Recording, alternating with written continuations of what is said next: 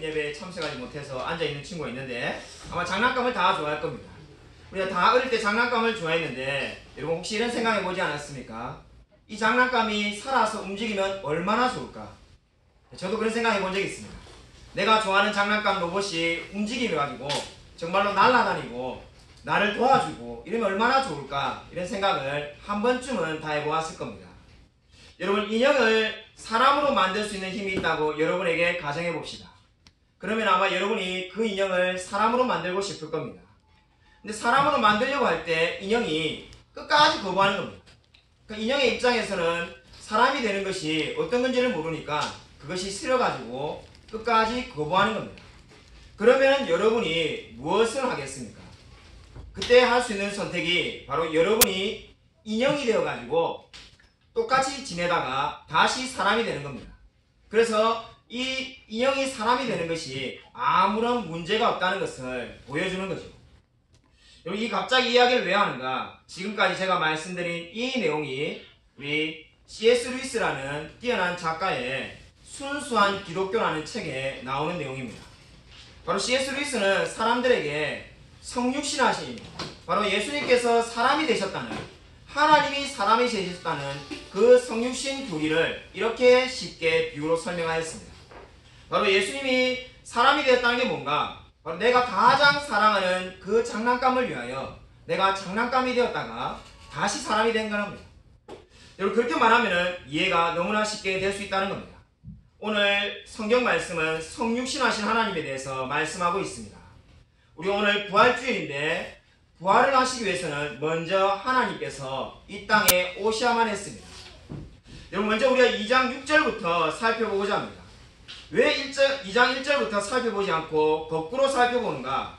여러분, 이 바울이 쓴 성경을 보면은 거의 모든 바울이 쓴 성경이 교리를 먼저 이야기하고 그 다음에 적용을 이야기합니다. 바울이 신약 성경을 13권 썼는데 모두가 그런 구조로 되어 있습니다.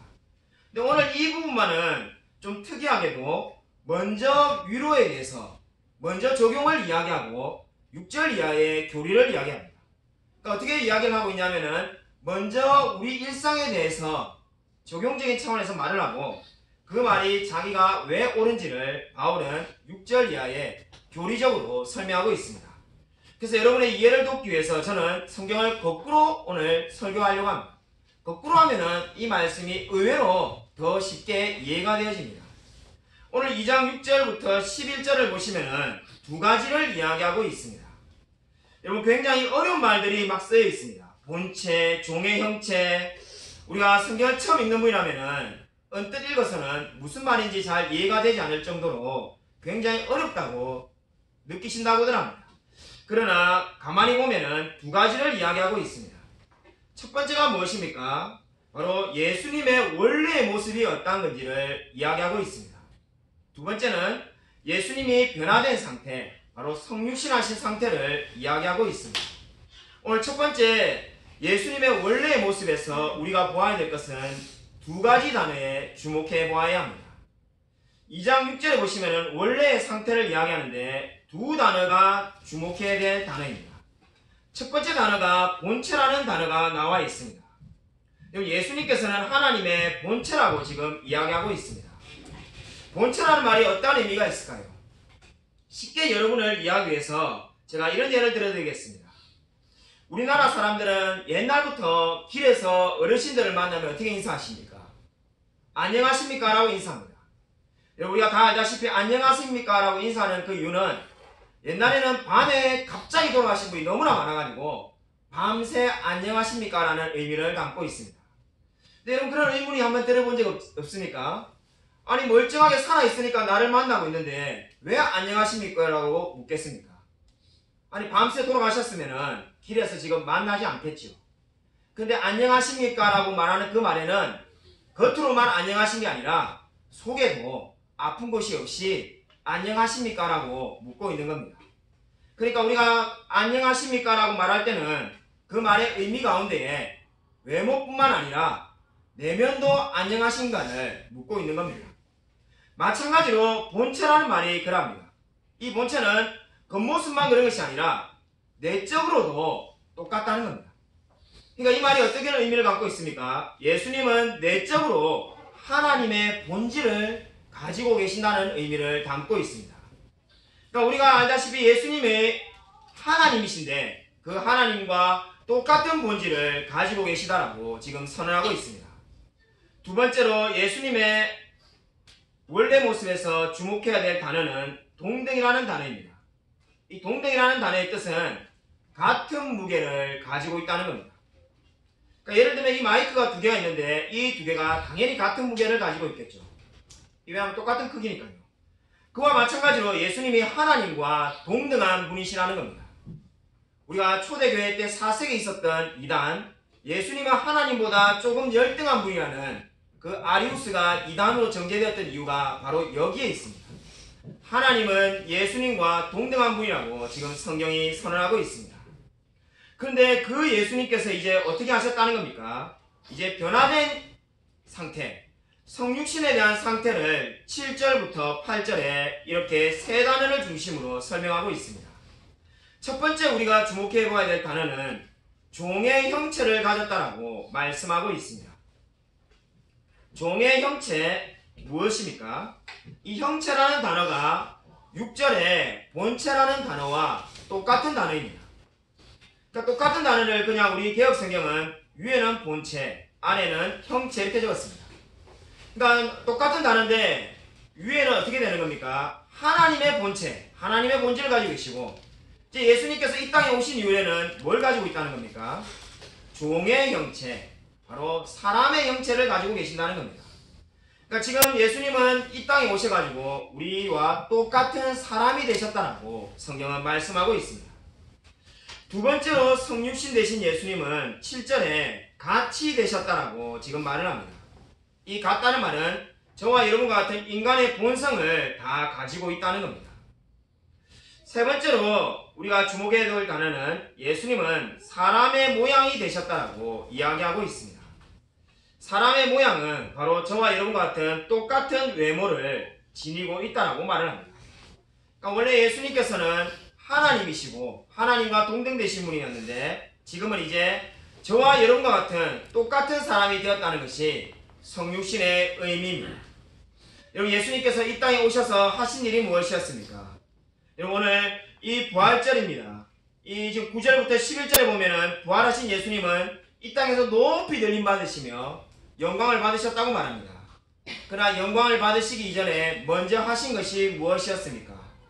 예수님께서는 성육신하시고 40일간 광야에서 금식하시고 바리새인과 서기관의 모욕을 당하시고 제자들에게 배신을 당하시고 그리고는 결국에는 십자가를 지었습니다. 이 모든 삶을 한마디로 어떻게 말할 수가 있겠습니까? 겸손이라고 말할 수가 있습니다. 바로 2장 3절에 겸손이라는 말이 나와 있습니다. 자, 성경을 거꾸로 보면 더 이해가 된다고 했죠. 그 모든 이 예수님의 변화된 상태, 그 모든 말씀은 바로 2장 3절에 겸손이라는 말로 한마디로 요약할 수가 있습니다. 바로 겸손은 자신이 누릴 수 있는 그 모든 것들을 하나님으로부터 누릴 수 있는 모든 것들을 누리지 않고 이제 종의 형체를 가지며 사람의 모습으로 사셨다는 것을 의미하고 있습니다. 존 버년이 쓴 철로 역정을 보면은 주인공이 허영의 시장이라는 곳을 지나가게 됩니다. 허영의 시장에는 집과 토지와 명예, 창녀, 쾌락, 이 세상의 보석 모든 것들을 다 팔고 있었습니다. 특별히 이 허영의 시장은 길을 가다 보면은 조그마한 골목들이 나오는데 그 골목들의 이름이 프랑스 골목, 이탈리아 골목, 스페인 골목 이렇게 되어 있습니다. 거기서는 그 나라에서만 살 수 있는 쾌락의 물건들을 다 팔고 있다고 철로역정에서 이야기하고 있습니다. 그때 이 크리스찬인과 믿음이 허영의 시장을 지나가는데 여러분 문제는 무엇이었습니까? 크리스찬과 믿음이 쓰는 말투부터가 달랐습니다. 그래서 사람들이 이상하다고 생각합니다. 왜냐하면 크리스찬과 믿음은 거룩한 말을 쓰고 있습니다. 그뿐만 아니라 그 크리스찬과 믿음은 옷도 다른 것을 입고 있습니다. 의의 옷을 입고 있으니까 사람들이 이상하게 생각합니다. 뿐만 아니라 이 크리스찬과 믿음은 아무리 물건을 사라고 해도 살 생각을 전혀 하지 않습니다. 집과 토지와 명예와 정욕, 수많은 죄를 지을 수 있는 것들을 사라고 해도 거들떠보지 않습니다. 결국은 상인들이 계속 사라고 압력을 넣자 크리스찬과 믿음은 내 눈을 들어 허망한 것을 보지 않게 해달라고 말하면서 그 허영시장을 빠져나옵니다. 빠져나올 때 하늘만을 바라보며 그 시장을 빠져나옵니다. 하늘을 본 것이 어떤 의미를 담고 있습니까? 나의 모든 보배는 이 땅에 있는 것이 아니라 하늘에 있다는 겁니다. 내 모든 부하는 이 세상에 있는 것이 아니라 주님께 있다는 의미로 바로 크리스찬과 믿음은 하늘만을 바라보며 허영시장에서 빠져나옵니다. 여러분, 이 철로역정에서 허영시장을 말하는 의미가 무엇입니까? 이 그리스도인의 삶 가운데에 끊임없이 유혹과 죄를 지을 수밖에 없는 수많은 상황들이 찾아온다는 겁니다. 여러분, 그럴 때마다 우리가 낙심하게 됩니다. 지난주에 복음에 합당하게 생활하라고 했는데 우리가 복음에 합당하게 생활하려고 하면은 반드시 허영의 신앙을 지나갈 수밖에 없습니다. 이 허영의 시장을 지나가지 않고 올바른 삶을 살 수가 없습니다. 근데 저와 여러분이 때때로 넘어지지 않습니까? 바로 그때에 위로가 필요할 때 오늘 2장 1절은 위로의 말씀을 전해주고자 합니다. 그러니까 먼저 어떻게 우리가 이해할 수 있습니까? 거꾸로 본다면은 하나님께서 이 세상에 오셨고 그 겸손하게 사신 것이 바로 저와 여러분이 수많은 어려움과 유혹 속에서 위로를 받고 나아가라는 겁니다. 여러분, 2장 1절에 저와 여러분에게 하나님께서 위로를 주시는데 4가지 단어를 통해서 위로를 주십니다. 오늘 2장 1절에 4단어가 있는데 권명과 사랑의 위로와 그리고 긍휼, 이 4단어가 나오는데 먼저 긍휼과 자비를 먼저 보도록 하겠습니다. 긍휼과 자비를 보면은 이 긍휼과 자비라는 단어는 다 몸속에 있는 장기를 뜻합니다. 1장 8절에 있었던 심장이라는 단어, 예수 그리스도의 심장이라는 단어와 똑같은 표현이 긍휼과 자비입니다. 아니, 그때는 왜 예수 그리스도의 긍휼이라고 하지 않고 심장이라고 했는데 왜 여기서는 긍휼과 자비라고 말했는가? 이 성경을 번역하는 분들이 의역을 한 겁니다. 그러니까 예수 그리스도의 심장이라고 직역을 1장 8절에 했다가 지금 2장에는 권명과 사랑의 위로를 이야기하다가 갑자기 심장을 적어 놓으면은 우리가 오해하지 않겠습니까? 그래서 의역을 해서 바로 긍휼과 자비라고 의역을 해놓은 겁니다. 여러분, 근데 우리 심장이라고 말을 하면은 여러분 우리 머리가 마음에 와닿지 않습니다. 어떻게 하면 이 마음이 와닿을까요? 심장이라는 것이 여러분에게 무슨 의미가 있겠습니까? 여러분, 이해할 수 있는 좋은 제가 예를 하나 드리겠습니다. 우리 중국 진나라에 환원이라는 사람이 총나라로 가던 가운데 그의 종이 숲에 들어가서 원숭이 새끼를 한 마리 훔쳐왔다고 합니다. 원숭이 새끼를 한 마리 훔쳐와가지고 이제 배를 타고 가려고 하는데 그 어미가 새끼가 없어진 걸 알고 그 강가에 따라오는 겁니다. 땅가에 따라오는데 그 환원이라는 사람의 그 종이 그 원숭이 새끼를 돌려주지 않고 그대로 배를 출발을 시켰습니다. 그자 그 어미 원숭이가 강기슭을 따라서 계속 울부짖으며 따라오는 겁니다. 그러니까 강기슭을 따라서 계속 따라오는데 이내 좀 있으면 포기하겠지 했는데 백리 밖에 도착할 때까지 계속해서 그 반대편에서 우는 것이었습니다. 그러고 난 다음에 이 원숭이가 결국은 바다에 그 강에 빠져가지고 죽고 맙니다. 죽은 그 어미 원숭이를 배를 갈라보니까는 나중에 그 모든 창자들이 다 토막토막 나서 잘려 있었다고 합니다. 이것이 바로 단장이라고 말합니다. 바로 창자가 끊어질 듯이 슬픈 마음이 바로 중국에서 유래되는 단장이라는 말의 의미입니다. 여러분, 제가 왜 이 말을 드렸겠습니까? 오늘 성경이 말하는 긍휼이나 자비, 여러분 이 말의 의미가 무엇입니까? 바로 그 단장과 같이 자기의 새끼를 잃어버린 데서 슬퍼하는 것처럼 너무나 아파하는 그 마음이 긍휼과 자비입니다. 여러분, 이러한 마음을 가지고 있습니까? 여러분, 저와 여러분에게 이러한 마음이 있습니까? 오늘 바로 옆에 있는 지체들을 위하여, 아직까지 하나님을 알지 못하는 영혼을 위하여 바로 창자가 끊어질 듯한 그러한 마음을 여러분은 갖고 있습니까? 그 마음이 바로 어떻다는 겁니까? 바로 주님의 마음이라고 성경은 말씀하고 있습니다. 여러분, 그리고 권면에 대해서 우리 보도록 하겠습니다. 2장 1절에 보시면은 무슨 권면이나 사랑의 위로가 나와 있습니다. 권면은 곁에서 속삭이다는 뜻을 담고 있습니다. 바로 옆에서 여러분에게 속삭이면서 이야기하는 것이 권면입니다. 근데 사랑의 위로도 사실상 비슷한 의미를 담고 있습니다. 옆에서 조그만하게 이야기하는 것이 권면과 위로입니다. 그러면 같은 것을 한 번만 써놓을 이야기지 왜 두 번을 기록해 놓았는가? 이 비슷해 보이는 두 단어가 차이점이 있습니다. 이렇게 차이점을 여러분 혹시 성경에 여백이 있는 분들은 적어 놓으십시오. 권면과 위로가 어떠한 차이점이 있는가? 권면은 앞으로 어떻게 해야 될지에 대한 격려를 의미하는 겁니다. 그러니까 이미 발생하지 않은 이야기. 우리가 쉽게 예를 든다면은 내가 5년 이후에 어려움이 있을 수 있는데 그때 내가 어떻게 할까? 5년 뒤에 우리 남편이 퇴직하면은 뭘 먹고 살아야 되는가? 그렇게 염려할 때 옆에 있는 분이 힘을 내라고 말하면 그게 뭐가 되겠습니까? 권면이 되는 겁니다. 그러면 위로는 뭔가? 이미 발생한 일에 대해서 격려해 주는 겁니다. 이미 어떤 분이 발을 다쳤다든지 우리 교회 우리 홍영미 집사님이 뜻하지 않게 발을 다쳤는데 이 발을 다쳤다면 어떻게 되겠습니까?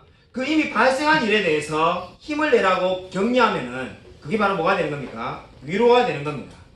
그렇기 때문에 이 권면과 위로는 옆에서 말을 한다는 측면에서는 같은 점이지만은 다른 점이 뭡니까? 한 가지는 이미 발생한 이야기고 권면은 이미 발생하지 않은 이야기, 발생할 수도 있고 하지 않을 수도 있는 그 일에 대해서 격려하는 겁니다.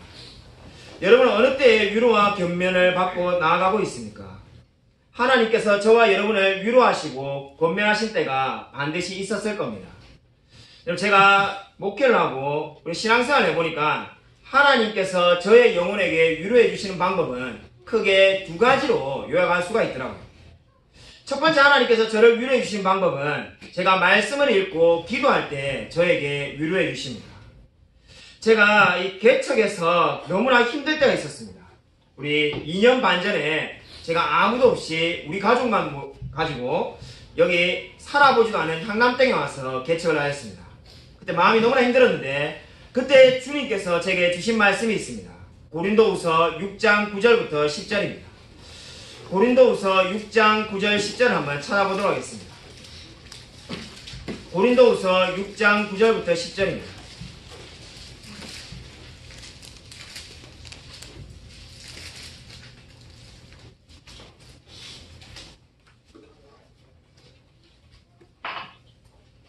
고린도후서 6장 9절에 10절입니다. 신약성경 292면에 있습니다.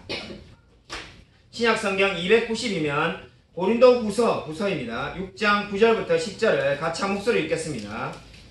고린도후서 6장 9절에서 10절 같이 읽겠습니다. 시작. 무명한 자 같으나 유명한 자요, 죽은 자 같으나 보라 우리가 살아있고, 징계를 받는 자 같으나 죽임을 당하지 아니하고, 근심하는 자 같으나 항상 기뻐하고, 가난한 자 같으나 많은 사람을 부유하게 하고, 아무것도 없는 자 같으나 모든 것을 가진 자로다. 아멘. 여기 제가 개척을 한 다음에 여기 혼자 교회에 나와가지고 이 모양시 앉아있을 때마다 늘 힘들었습니다. 제가 평생에 앉아있는 게 이래 힘든 건가 이런 생각이 들었습니다. 특별히 누가 힘들게 하는 사람도 없고 뭐 일이 많은 것도 아닌데 그냥 앉아있는 것 자체가 마음이 힘들었습니다. 왜냐면 아무 성도님이 없었기 때문이죠. 오늘 우리 많은 분들이 나와서 거의 빈자리가 없이 다 찼는데 이러한 상황이었으면 왜 제가 힘들어했겠습니까? 아니 이 상황을 제가 미리 볼 수만 있었어도 아마 뭐 찬양 부르면서 있었겠죠. 근데 믿음이 없어가지고 낙심해가지고 있었습니다. 근데 친구들에게 전화하면은 두 개의 반응이 오더라고요. 한 부류들은 한 저의 지인들은 그러니까 내가 개척하지 말라고 하지 않았냐고 이렇게 이제 자기 마음을 솔직히 말하는 사람이 있고, 다른 사람들은 그냥 잘 될 거야 라고 말하는데 이게 뭐 마음에 크게 와닿지가 않습니다. 근데 이 모양시 앉아가지고 제가 성경 읽을 때 이 말씀을 읽는데 마음에 전율이 들었습니다. 얼마나 제가 많이 울었는지 모릅니다. 제가 특별히 마음에 와닿았단 말은 바로 이 9절 10절 중에서 아무도 없는 자 같으나 모든 것을 가진 자로다라는 이 말씀에서 크게 은혜를 받았습니다. 제가 정말 그때 아무것도 없는 자라는 생각이 들었습니다. 돈도 없고 함께할 목회할 성도님도 없고 말 그대로 아무것도 없습니다. 내가 아무것도 없는데 나는 뭘 할 수 있는가? 근데 성경에서 이렇게 말을 합니다. 아무것도 없는 자 같으나 모든 것을 가진 자로다. 이 말씀을 읽다가 제가 믿음이 없는 게 문제구나. 성경에 이렇게 말씀하는데 내가 이 말씀을 믿지 못하는 게 문제라는 것을 알게 되었습니다. 제가 그때 얼마나 울었는지 모릅니다. 그리고는 제가 현수막을 교회 비전을 만들 때 이 구절을 넣고 카카오톡에도 이 말씀을 넣어서 지금도 카카오톡 대문에 이 말씀이 있죠. 그리고 어디 교회 가서 설교하거나 중국에 가서 강의할 때도 늘 이 말씀은 반드시 전합니다. 아무것도 없는 자 같으나 모든 것을 가진 자라는 겁니다. 여러분의 정체성도 마찬가지입니다. 돈이 없습니까? 여러분 직장도 없습니까? 건강이 안 좋습니까? 내가 아무것도 없는 자라는 생각이 들 때가 있을 수 있습니다. 그러나 여러분 이 말씀을 믿으십시오. 여러분이 정말로 주님을 만난 사람이라면은, 오늘 부활의 주님을 믿는 자라면은 여러분은 아무것도 없는 자 같으나 모든 것을 가진 자라고 성경이 말씀하고 있습니다. 아멘. 여러분 이 말씀을 믿으십시오. 여러분 돈이 많고 건강해야만이 행복하게 사는 것이 아닙니다. 오늘 이 성경을 믿으십시오. 그리스도인들은 부활하신 주님으로 인하여 모든 것을 가진 자라고 성경이 말씀하고 있습니다. 저와 여러분이 오늘 낙심하고 있다면 우리가 아무것도 없기 때문이 아니라 이 말씀을 믿는 믿음이 없기 때문입니다.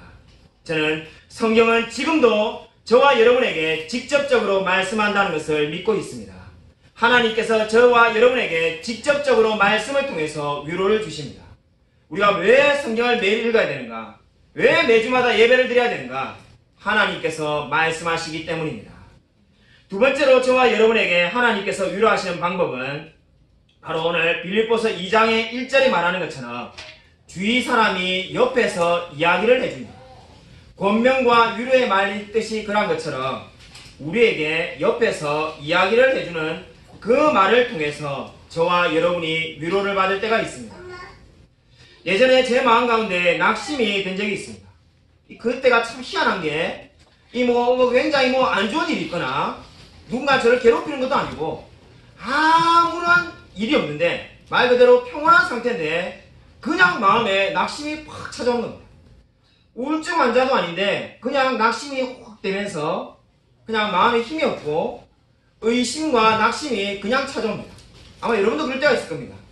뭔가 안 좋은 일이 생긴 것도 아니고 어려운 일이 생긴 건 아닌데 그냥 가만히 있는데 그냥 낙심이 확 찾아가지고 그냥 신앙이 다운될 때가 있습니다. 저도 그럴 때가 있었습니다. 그때 성경 읽고 있는데도 성경이 잘 눈에 들어오지 않습니다. 근데 그때 하나님이 어떻게 역사하신지 아십니까? 한 사람을 하나님이 보내주십니다. 그때 저에게 한 분이 찾아왔습니다. 그분이 저에게 찾아와서는 대뜸 제가 목사님을 평가하겠다라고 말합니다. 안 그래도 지금 마음에 팍 가라앉아 있는데 지금 누가 옆에서 시비 걸지 않아도 마음이 힘든데 오자마자 목사님을 평가하겠다. 여러분도 아마 그 생각했지만은 평가할 때 좋은 이야기 할까 이런 생각이 들어가지고 엄청나게 긴장했습니다. 왕창 심한을 좀 사단해야 되는데 이런 생각이 들 정도로 본능적으로 그런 마음이 들더라고요. 이게 무슨 말을 하실까. 그래서 제가 순간적으로 긴장해서 이제 듣고 있습니다. 안 그래도 낙심이 되어 있는데 갑자기 목사님을 평가하겠다고 말하면서 목사님은 한마디로 표지판 같은 분이다 이렇게 말을 합니다. 갑자기 오셔가지고 왜 뜬금없이 또 알 수 없는 이야기를 이렇게 하실까. 초긴장 상태에서 그게 무슨 의미입니까? 라고 겨우겨우 용기 내서 물었습니다. 무서운 말을 들을까 싶어가지고 했습니다. 서부 영화를 보면은 넓은 광야에 카우보이 같은 사람들이 어디를 갈지 몰라가지고 헤매는데 그때 표지판이 하나 나오면 어떻습니까? 내가 저기를 가야 되겠다는 생각이 들어가지고 확신을 가지고 나아가지 않습니까? 목사님이 그런 사람이라면 우리가 정말 천국을 가야 되는데 하나님을 섬기며 살아가야 되는데 표지판같이 우리가 어디로 가며 어디를 향하여 살아가야 되는지를 가르쳐주는 분이라는 거죠. 그때 앉아서는 너무 긴장해가지고 그냥 그저 나쁜 말 아니까 다행이다 이런 생각하고 넘어갔습니다. 근데 그분이 가고 난 다음에 제 마음에 있었던 낙심, 우울함, 원인 모르게 찾아왔던 디프레스가 다 사라진 겁니다. 그 말을 듣고는 위로가 된 거죠. 왜 위로가 됐는가? 그 말이 무엇을 의미합니까? 제가 목사로서 올바른 역할을 감당하고 있다는 것을 보여주는 거지 않습니까? 저는 늘 목회할 때마다 1달란트 받은 자라고 생각하며 살고 있습니다. 5달란트 받은 목사님처럼 큰 목회할 만한 마음도 없고 그런 재능도 없는 거 저도 잘 알고 있습니다.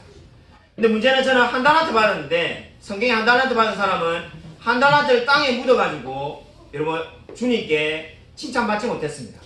저는 달란트가 하나밖에 없지만은 그를 잘 사용하여서 하나를 또 남겨야 되는데, 그분의 말을 듣고 나니까는 내가 올바른 길을 가고 있구나는 확신을 가지게 되었습니다. 내가 해야 될 거는 다른 것이 아니라 1000명 목회하고 10,000명 목회할 만이 훌륭한 것이 아니라 우리가 가야 될 길은 저기다. 바로 우리가 가야 될 길은 하나님께로 가는 거라는 것을 알리는 길이라는 것을 제가 알게 되었습니다. 그래서 제가 낙심되었을 때 하나님께서 직접 말씀하시고 또는 사람을 통해서 위로를 받았습니다. 여러분 어떻게 마음이 낙심되었을 때 위로를 받고 있습니까? 여러분에게 주는 위로가 무엇입니까? 여러분, 오늘 위로는 옆에서 이야기한다는 겁니다. 옆에서 말씀이 이야기할 수도 있고 사람을 통해서, 순원을 통해서 여러분에게 하나님이 말씀할 수도 있습니다. 중요한 것은 무엇입니까? 여러분이 낙심되어 있을 때 이 위로를 통해서 성육신하시고 부활하신 하나님을 늘 붙들며 살아가고 있냐는 겁니다. 여러분, 성경 말씀 창세기 41장 51절을 한번 찾아보도록 하겠습니다. 구약성경 창세기 41장 51절입니다. 제가 요즘 수요예배나 아니면 우리 대예배 때 창세기 설교를 하려고 늘 창세기 말씀을 연구하고 있는데, 이 문제는 연구를 해가지고 우리 아껴놓고 다음에 설교를 해야 되는데, 우리 수요예배 때도 지금 늘 창세기를 인용하고 있습니다. 계속해서 제가 깨달을 때마다 말씀을 드리고 있는데, 최근에 제가 말씀을 연구하다가 깨달은 게 있습니다. 창세기 41장 우리 51절입니다. 구약성경 65면에 있습니다. 우리 창세기 41장 51절 같이 한 목소리로 읽겠습니다. 네, 시작. 요셉이 그의 장남의 이름을 므낫세라 하였으니 하나님이 내게 내 모든 고난과 내 아버지의 온 집 일을 잊어버리게 하셨다 하며. 아멘. 우리가 너무나 잘 알다시피 요셉의 인생은 한마디로 고난의 연속이었습니다. 여러분, 요셉의 인생은 제가 느끼기에는 그냥 인간적인 관점에서 딱 보면은 악몽 같은 일이 늘 반복되는 사람이 요셉이었습니다.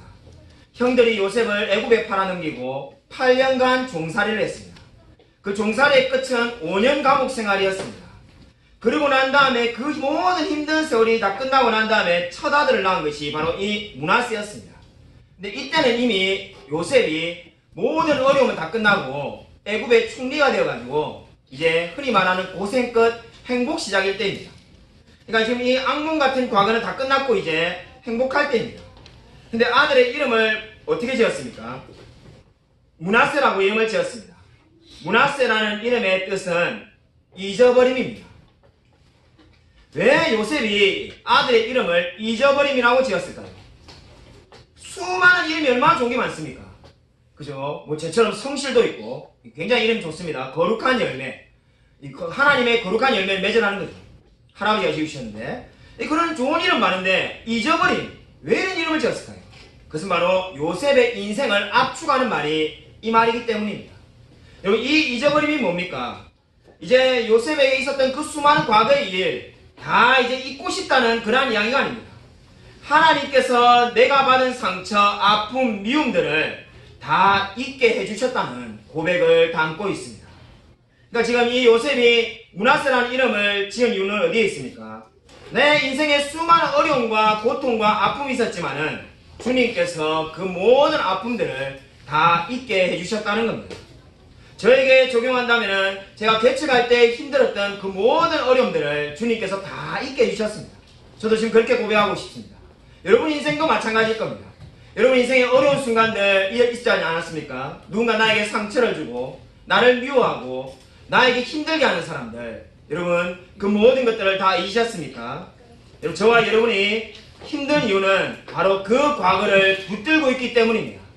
나에게 상처 준 자들, 나를 미워한 사람들, 그 미움을 끝까지 붙들고 있을 때 바로 우리가 회복될 수가 없습니다. 지금 요셉은 완전히 회복되어서 어떻게 말합니까? 그 모든 상처들, 나를 미워하고 나에게 애굽에 팔아넘긴 그 형들을 다 용서하겠다는 겁니다. 여러분, 우리가 알다시피 성경에 요셉이 나중에 애굽에 찾아온 형들을 용서하는데 그 용서는 이미 이때 이루어진 겁니다. 이미 요셉은 이미 잊어버릴 마음으로 다 가지고 있습니다. 요셉은 형들을 그때 만났을 때 용서한 것이 아니라 바로 자신의 모든 과거를 하나님께서 잊게 해주셨다고 고백하고 있습니다. 여러분, 진정한 위로가 무엇입니까? 여러분에게 받은 상처와 아픔과 미움들, 그것을 다 떨쳐버리십시오.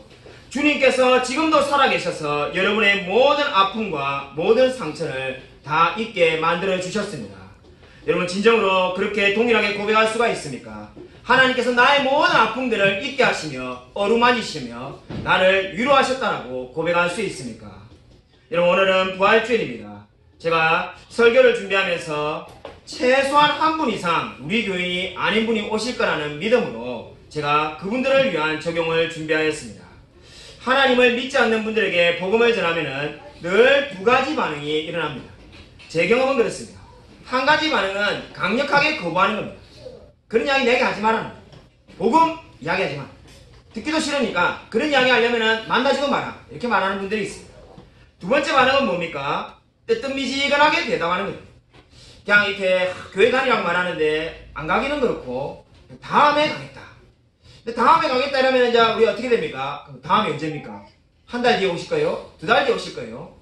그런 말하면 이제 한 달 뒤에 말하면은 한 달 뒤에 가야 되니까 그 싫고 안 가자고 말하니까는 관계가 어려워지고 그렇다고 해서 이거 어떻게 대답해야 되나? 이렇게 고민이 될 때 늘 하는 대답이 뭐냐면은 제가 가고 싶은 느낌이 들 때 가겠다 이렇게 말합니다.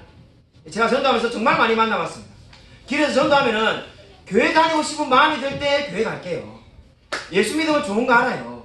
천국 가면 좋고 예수 믿으면 마음의 위로가 되는 거 압니다. 그런데 지금은 저는 인생이 평안하기 때문에 잘 나가기 때문에 위로가 필요 없고 오늘 성경에 나온 그런 위로는 제가 어려움이 찾아오면은 교회 다니고 싶은 느낌이 들 때 가겠습니다. 이렇게 말하는 분들이 많습니다.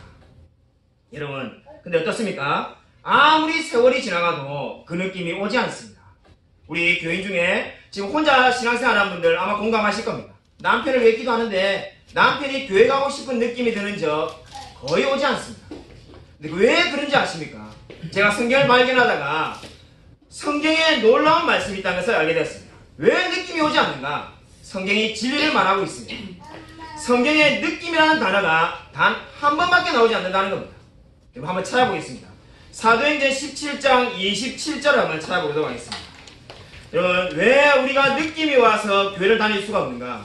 느낌이 올 수가 없습니다. 성경에 느낌이라는 단어, 방금 제가 설명했던 그런 느낌이 오는 단어는 사도행전 17장 27절 한 번밖에 없습니다.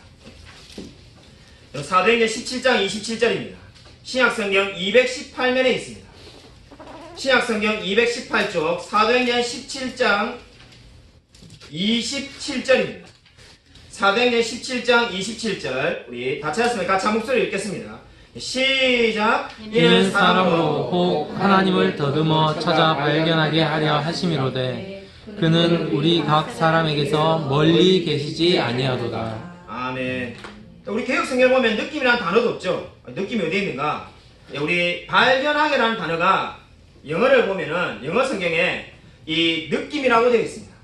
그래서 이 어떻습니까? 그 하나님을 찾는 느낌이 들게 하는 하심이다 이렇게 말을 하는 거죠. 이게 성경에 유일하게 느낌이라는 단어가 나오는 겁니다. 그러니까 발견하게가 영어로 보면은 느낌입니다. 제가 찾았는데, 근데 여러분 이 느낌한 단어 이 신약 성경에 딱 한 번만 등장합니다. 중요한 게 뭡니까? 이마저도 하나님을 믿지 않는 이방인들에게 지금 하는 말씀입니다. 우리 지금 성경 쭉 읽어보면은 지금 이 말씀은 바울이 아덴에서 전도할 때 그 그리스 사람들이 하나님을 믿지 않는데 그들에게 너희들이 느낌을 찾아 다니지 않냐고 묻고 있는 겁니다. 그러니까 어떻습니까? 우리가 느낌을 따라서 하나님을 믿으려고 하면은 믿을 수가 없습니다. 내가 주님을 믿어야 하는 느낌이 올 때를 기다리면은 그때가 10년이 될지 20년이 될지 알 수가 없습니다.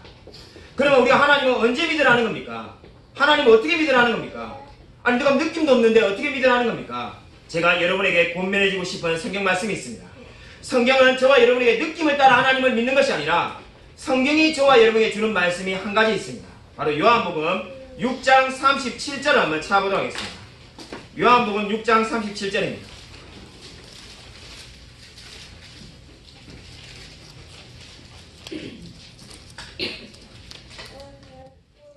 요한복음 6장 37절입니다.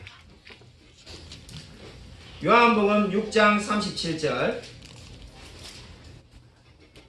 요한복음 6장 37절 우리 신약성경 153면에 있습니다. 다 함께 읽겠습니다. 시작. 아버지께서 내게 주시는 자는 다 내게로 올 것이요 내게 오는 자는 내가 결코 내쫓지 아니하리라. 아멘. 성경이 어떻게 말씀하고 있습니까? 아버지께로 내게 주시는 자는 다 내게로 올 것이요 내게 오는 자는 어떻게 한다는 겁니까? 예수님께 오는 자는 내가 결코 내쫓지 아니하리라. 이 말씀에 너가 느낌이 들 때 오라 이런 말씀 없습니다. 우리가 실제로 우리 교회 성도님들 봐도 그렇지 않습니까? 우리 올해 1월에 등록하신 우리 성도님을 봐도 여러분 그분에게 제가 세가족 공부할 때 물어보니까 교회 다녀야 된다는 느낌이 들어서 하는 게 아니라 그냥 시야나 교회 가라니까 그냥 교회 나와봐야지. 그렇게 해서 지금도 잘 나오고 계십니다. 그래서 이게 어떻게 되는 겁니까? 우리가 주님을 만날 때 내가 주님 없으면 안 되겠습니다. 내가 주님 없으면 제가 죽겠습니다라고 말하는 그런 놀라운 이적을 체험해서 주님을 믿는 사람 물론 있습니다. 제가 성금요일 때 예배 때 금요일 날 설교 때 나왔던 길선주 목사님 같이 방이 3번 흔들리고 비 오듯이 땀을 흘려가지고 주님을 만난 분 분명히 있습니다. 근데 그런 분보다 더 많은 분이 어떻습니까? 언제 예수를 믿는지 모르겠고 그냥 어느 날 가다 보니까는 내가 이미 교회에 집사가 되어 있고 주님 없이는 살 수 없는 사람이 되는 경우가 대부분입니다. 왜 그렇습니까? 성경이 말하듯이 어떻게 말하고 있습니까? 내게 오는 자는 내가 결코 내쫓지 아니하리라. 하나님께서 나를 찾는 자, 주님을 만나러 오는 자를 결코 내쫓지 않는다는 겁니다. 여기서 저와 여러분이 주는 중요한 영적인 진리가 뭡니까? 내가 예수 믿을 마음이 생겨가지고 내가 이제 주님을 믿을 만한 느낌이 들 때 주님을 찾아서는 안 된다는 겁니다. 그런 때는 영원히 오지 않을지도 모릅니다. 내가 60이 되고 70이 돼도 영원히 주님을 찾고 싶은 마음이 안 들는지도 모릅니다. 왜냐하면 성경에 하나님을 찾는 자는 아무도 없다는 겁니다. 여러분 오늘 이 성경이 근데 어떻게 말하고 있습니까? 하나님께로 나오라는 겁니다. 나의 마음에 느낌이 없어도 내가 도무지 하나님을 믿을 마음이 없다 할지라도 주님께 나온다면 주님께서 결코 내쫓지 않는다고 말씀하고 있습니다. 여러분 오늘 부활주일입니다. 부활주일이 저와 여러분이 어떤 의미가 있습니까? 부활의 주님을 여러분 믿으시기 바랍니다. 내 마음에 느낌이 올 때를 기다리지 말고 주님께 자신의 영혼과 미래를 맡기십시오. 하나님께서 저와 여러분의 인생을 반드시 책임져 주실 것입니다. 아무쪼록 예수는 주님이시다는 이 위대한 진리를 믿으며 날마다 하나님만을 의지하며 살아가는 저와 우리 모든 성도님이 되시기를 주님의 이름으로 간절히 축원드립니다.